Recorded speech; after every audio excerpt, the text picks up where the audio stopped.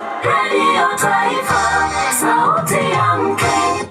Asante sana msikilizaji, imetimia saa 6 kamili, tupate muktasari wa habari.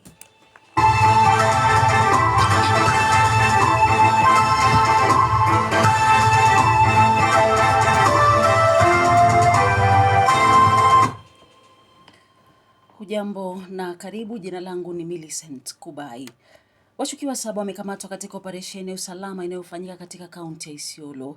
Operesheni hiyo ya mashirika mbalimbali imezaa matunda, huku maafisa husika wakinasa silaha zilizomilikiwa kiharamu, mihadarati na mifugo walioibwa mwishoni mwa juma. Akizungumza katika makao makuu ya polisi Isiolo, kamishna wa kaunti hiyo David Kiprop alisema kwamba maafisa wa usalama walinasa silaha 7 pamoja na risasi, kondoo na mbuzi 107 walioibwa. Maafisa wa polisi katika eneo la Limuru wamemkamata mmiliki wa baa moja na kufunga baa hiyo katika eneo la Tigoni kwa sababu ilikuwa ikifanya kazi kinyume cha sheria katika eneo la makazi.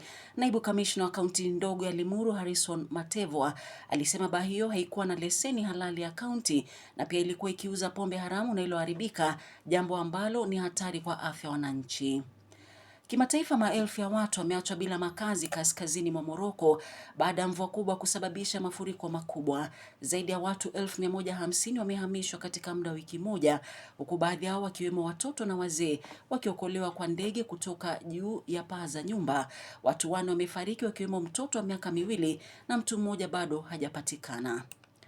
Michezoni, timu ya taifa ya mchezo wa pool ya wanawake ilimaliza katika nafasi ya pili kwenye mashindano ya Afrika ya pool na kufuzu kwa mashindano ya dunia yatakayoandaliwa jijini London Oktoba mwaka huu.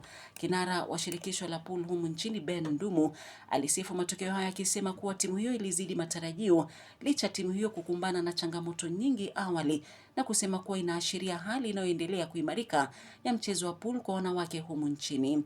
Mwisho wa muktasari wa habari. Saa 7 taarifa kikamilifu. Jina langu ni Millicent Kubai.